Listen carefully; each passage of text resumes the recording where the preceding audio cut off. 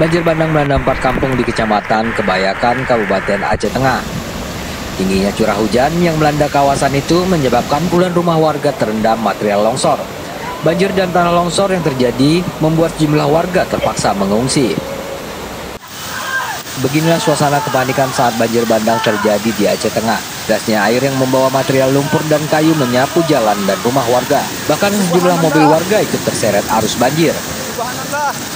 Desa yang dilanda banjir bandang tersebut yakni Desa Payatumpi Induk, Payatumpi Baru, Pinangat, dan Gunung Balohen, Kecamatan Kebayakan.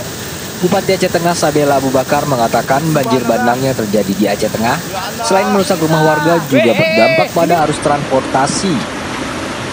Akibat dari banjir bandang tersebut dilaporkan 5 orang mengalami luka-luka dan puluhan rumah warga mengalami kerusakan ringan dan berat. Hingga saat ini, warga yang menjadi korban banjir bandang telah diungsikan ke posko pengungsian di SD Negeri 3 Kebayakan yang telah disediakan pemerintah daerah setempat. Dari Aceh Tengah, tim liputan Habat TV.